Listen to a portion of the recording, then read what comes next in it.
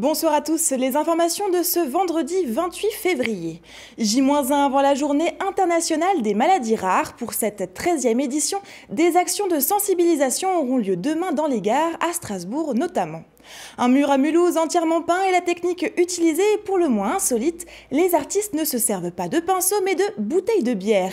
Et puis tout savoir ou presque sur les vitraux de la ville de Célestat, c'est ce que proposait hier le label d'art et d'histoire.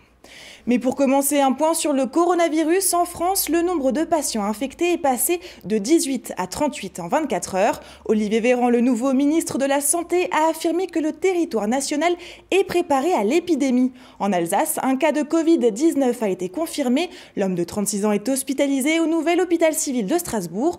On écoute tout de suite Laurent Dalmas de l'Agence régionale de santé. Il fait le point sur la situation au micro de Adrien Labi. Ce matin, on en est à un cas confirmé, donc atteint du coronavirus Covid-19 pour le Grand Est. Et c'est le seul cas aujourd'hui répertorié et avéré sur la région. Il est possible que des cas nouveaux arrivent sur l'Hexagone, donc on n'est pas à l'abri, notamment dans le Grand Est. Pour autant, aujourd'hui, c'est difficile d'avoir une quelconque prédiction sur l'arrivée de ces cas. Depuis janvier, on a des réunions hebdomadaires avec les établissements de référence d'abord, puis les établissements sièges de SAMU, pour mettre en place et travailler surtout des hypothèses d'évolution de la situation et être en capacité à y faire face. Mais alors face au virus, comment se prépare-t-on dans les hôpitaux? Quelles sont les bonnes conduites à adopter? Élément de réponse au nouvel hôpital civil de Strasbourg, Adrien Labi.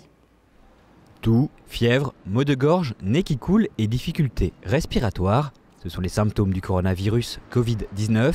Ils sont assez courants et peuvent aussi bien être la manifestation d'une grippe saisonnière.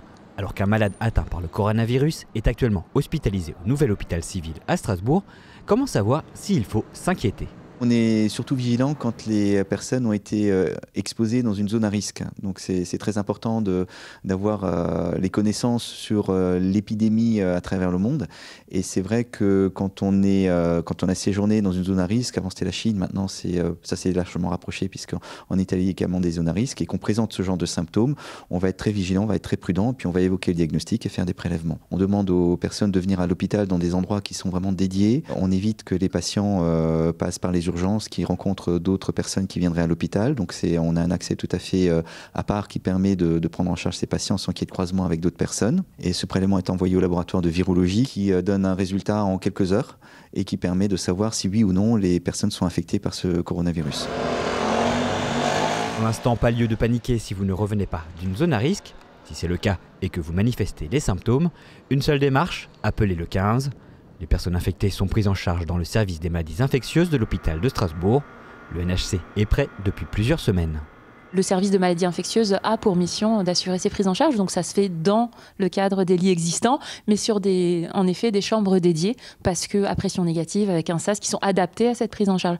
Donc ça fait partie des missions et des lits qui sont disponibles en effet à la fois donc, dans ce service-là, et bien sûr en réanimation médicale, qui est l'autre service qui accueille ces patients en cas positif. Donc ensuite, bien sûr, il y a des moyens, notamment au SAMU, qui a fait face à une recrudescence des appels, et qui du coup a fait l'objet en effet d'un renfort de présence pour faire face au pic d'appel qui est plus d'une centaine par jour. L'augmentation des appels au SAMU, les pharmacies prises d'assaut pour l'achat de masques de protection, autant de témoignages de l'inquiétude grandissante. Pourtant, compte tenu de la situation et sauf personne revenant des zones à risque, il n'y a pas d'autres consignes de prévention que celles habituelles pour la grippe saisonnière. Toussez dans votre coude, lavez-vous les mains, etc. Actuellement, nous ne sommes pas dans une situation épidémique en France. L'idée, c'est vraiment de pouvoir déterminer à quel niveau de l'épidémie on est. C'est-à-dire que c'est très intéressant de faire des prélèvements relativement larges pour qu'on puisse justement savoir quelles sont les personnes qui sont infectées. Et ce qui est très important, c'est de pouvoir identifier les personnes qui auraient été au contact d'un sujet infecté pour prendre les mesures, faire les prélèvements et les mettre en isolement. Donc, en dehors de cette situation qui n'est pour l'instant pas épidémique, on n'a pas de recommandations très larges à l'échelle de la population. Pour toute demande d'information autour du coronavirus, un numéro vert a été mis en place, le 0800 130 000. Nous rappelons les consignes liées à la rentrée scolaire de ce lundi 2 mars. Le ministère des Solidarités et de la Santé appelle les familles qui reviennent de destinations à risque à ne pas envoyer leurs enfants dans leurs établissements scolaires ou dans les crèches les 14 jours suivant leur retour. Les régions visées sont la Lombardie et la Vénétie en Italie, mais également la Chine, Singapour, la Corée du Sud et l'Iran. Et dans le reste de l'actualité, en bref, le coronavirus toujours cause de l'annulation du carnaval de Bâle prévu du lundi 2 au jeudi 5 mars. Dans la ville, 2 cas ont été détectés. Afin de limiter la propagation du virus, les événements réunissant plus de 1000 personnes sont désormais interdits en Suisse et cela pourrait durer jusqu'au 13 mars à minima. À Strasbourg, l'incendie survenu hier aux alentours de 1h du matin, rue de Bar, a fait 5 morts et 7 blessés. La piste criminelle est à ce jour privilégiée par les enquêteurs. Les 2 individus interpellés jeudi ont été remis en liberté faute d'indices graves ou de concordants suffisants. Les investigations se poursuivent. Cet après-midi, un autre feu d'envergure a frappé cette fois la ville de Schiltigheim. À l'espace européen de l'entreprise, un bâtiment de 1500 m² en structure métallique s'est embrasé, nécessitant la mobilisation de plus de 50 pompiers, 15 engins et 2 échelles. Et puis, alerte au vent fort, demain dès 16h, les 6 grands parcs de la ville, pour Thalès, Orangerie, Comtade, Citadelle, Schlumeister et Albert Schweitzer seront fermés, tout comme les 9 cimetières municipaux de Strasbourg.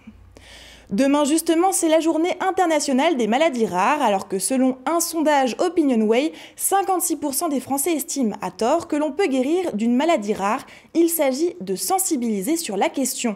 Dans ce cadre, la ville de Strasbourg, très active dans le domaine de la recherche, se mobilise avec 2 jours de manifestations organisées par la Fondation Maladies Rares, la filière de santé Sans Gêne et le centre médical Aux Rares.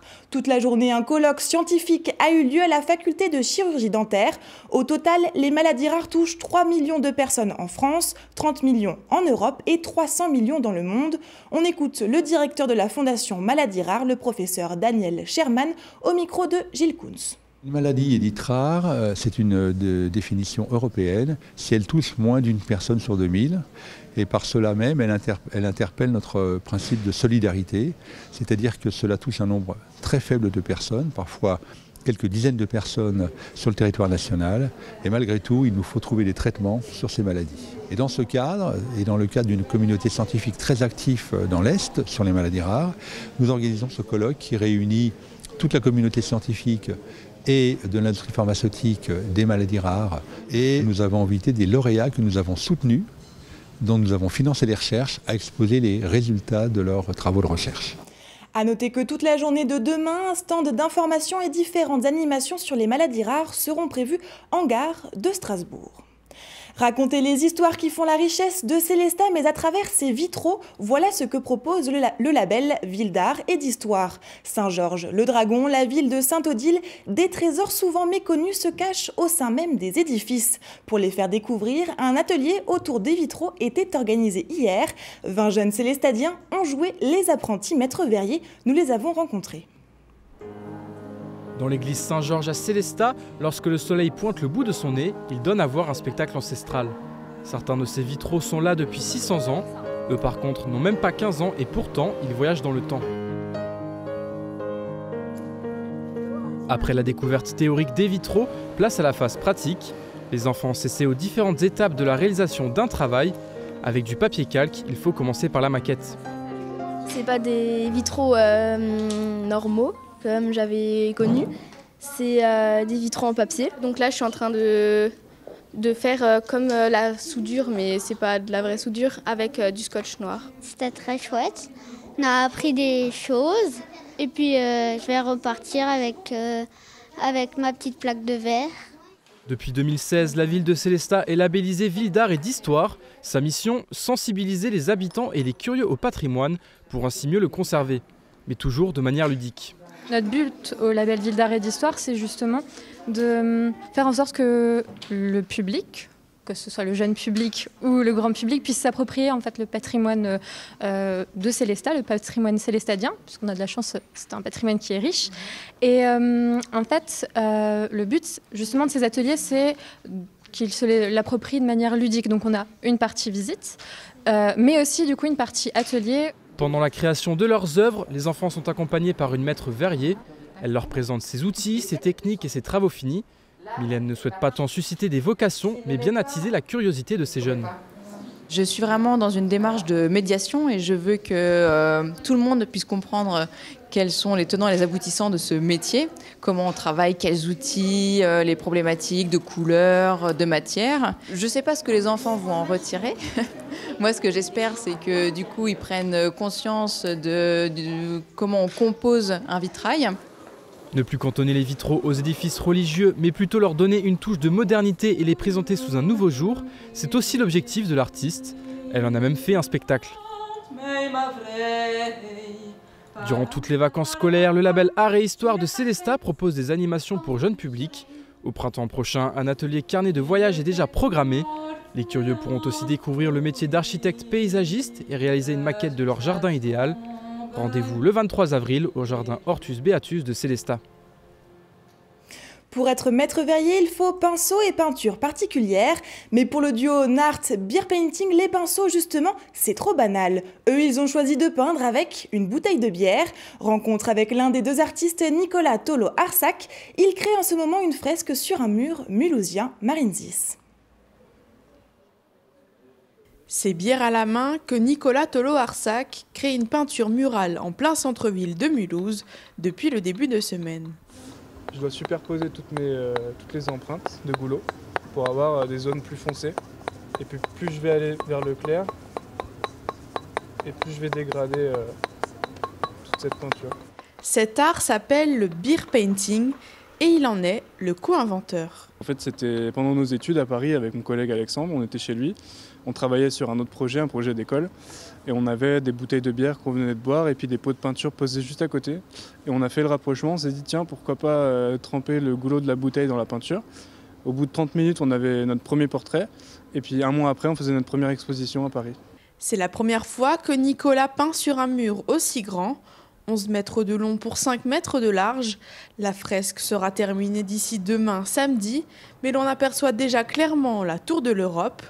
Le bâtiment lui a d'ailleurs fait penser au film Retour vers le futur. Alors la DeLorean et les personnages principaux du film font aussi partie de la peinture. Cela fait plusieurs années que ce mur rue de la Moselle est embelli. Chaque mois, l'association Le Mur Mulhouse repeint la façade en blanc et invite un nouvel artiste. Le but est vraiment d'avoir une galerie à ciel ouvert, de permettre à tout le monde de bénéficier d'une œuvre, d'un artiste et de ne pas être obligé d'aller en galerie puisque plein de gens n'y vont pas ou pensent qu'ils ne sont pas habilités à y aller et que, en plus, la chance, c'est que beaucoup sont aussi en galerie. Donc ça peut faire des ponts. Moi, j'espère vraiment ça, que les gens aient moins de complexes à se dire tiens, je l'ai vu sur le mur, pourquoi pas aller le voir dans une galerie à Mulhouse ou ailleurs. D'ici fin mars, un autre artiste aura repeint le mur à sa manière. Après le beer painting, verra-t-on une nouvelle forme d'art? Réponse dans 3 semaines. Et on termine ce journal avec l'image du jour de Olivier Anne. 9e édition du village préféré des Français avec une nouvelle commune alsacienne en lice. Notre région a déjà été sacrée en 2013 avec Egisheim et grâce à Kaisersberg en 2017. Cette année, c'est Hunspach dans le Bas-Rhin qui défend nos couleurs. Cette commune de 653 habitants affrontera 13 autres villages, dont Chablis en Bourgogne, Pont-Aven en Bretagne ou Cargèse en Corse. N'hésitez pas à aller voter sur la page Facebook plutôt que sur le numéro de téléphone surtaxé. C'est gratuit et j'ai bien pu voter une dizaine de fois pour Hunspach.